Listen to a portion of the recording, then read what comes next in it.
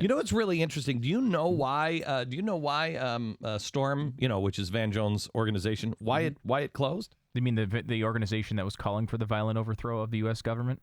S.T.O.R.M stood for, in fact, what was it stood for? Standing together to organize a revolutionary movement. Okay. So anyway, they had sharp radical leadership, and it was dynamic and exciting, and yada, yada, yada. But what happened was they started S.T.O.R.M as a loose cadre of collective whose structure borrowed from both the anarchist and communist traditions. And they would bring people in. They had a strict code of conduct and security protocols.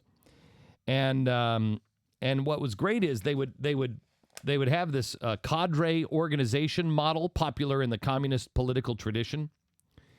But S.T.O.R.M had no designated leadership. See if this sounds familiar. And S.T.O.R.M borrowed from Spoke's model of the anarchist tradition. The group made all the decisions together by a modified consensus process. How weird. Isn't that weird? I didn't know that. Where have we heard about a modified consensus process? I don't. I'm trying to. Occupy Wall Street. Oh, yeah. Occupy Wall Street.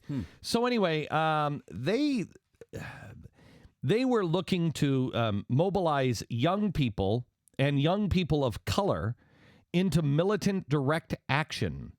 And they combined it with deeply rooted organizing in their communities.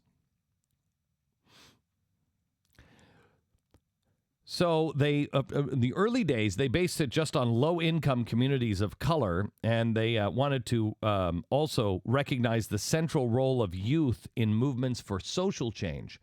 So they got together with, let's just use Acorn as an example.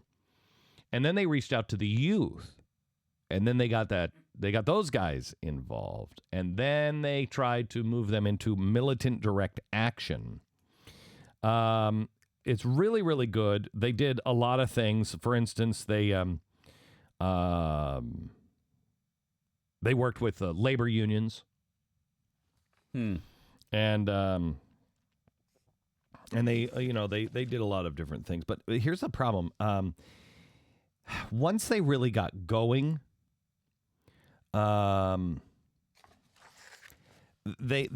got into some real problem because, an ex-partner, a woman of color, alleged that one of S.T.O.R.M's leaders, a man of color, had physically abused her during the relationship there at S.T.O.R.M. And she distributed a letter about these alleged abuses through the movement. Even though the accused member denied these, she brought together a group of about 30 people to publicly confront the accused member. And most of the people in this group were her friends and classmates, and mostly were white and had very little relationship with the accused member. But it also includes several S.T.O.R.M members. And what the problem was is she was going outside of the collective to air these problems. Oh, you don't want to do that. Right. You want to keep that in-house. And so there were some problems of sexual discrimination. There were problems of possible violence against women. And the women were like, hey, wait a minute. Aren't you guys supposed to be against domestic violence? Aren't you guys supposed to be? And they said, no, we have to solve this internally, like good Marxists do. And that's really why it kind of fell apart, is because the group didn't, they didn't see eye to eye on, violence towards women.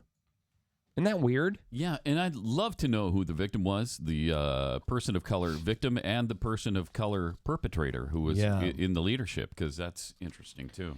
Huh. Yeah, well, they found out that they did an internal investigation, and they convinced her not to go and press charges. And good. Thankfully.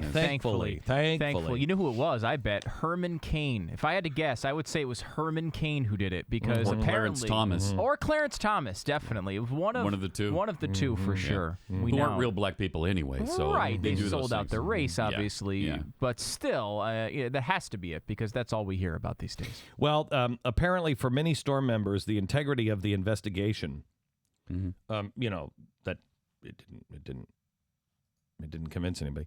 The integrity in the investigation was proof of the usefulness of the Marx tools, i.e. Mao's principle of no investigation, no right to speak. Now, I'm not sure about Mao's. It's a great principle, though. But it sounds like a great principle. No. Run that by me again. It's no investigation. No investigation. No right to speak. No right to speak. Okay. Okay. That sounds like a really good constitutional principle. It does. It does. You just don't investigate. Can somebody do a Google search just on the word rectification also? The definition? No. See if it comes up with anybody in the Obama administration. Rectification. See if it comes up with anybody in Occupy Wall Street or anything else. Rectification. That's what S.T.O.R.M went through. They went in through a rectification process. And looking that one up, it's a term used in the communist tradition to describe an organizational effort to get back on track. And I'm just wondering if anybody is using the word rectification. We should start. See, I don't speak their language. I don't speak revolutionary. I do speak political bullcrap. For years, I spoke bullcrap. So I can translate just about any politician from bullcrap to English. But I'm just starting to speak revolutionary. And it's interesting what you learn. Really fascinating what you learn when you start to speak bullcrap and revolutionary. Those two languages are the language of the future. Forget Mandarin. Revolutionary and bullcrap. That's the language of the future. Certainly. GBTV. The truth lives here.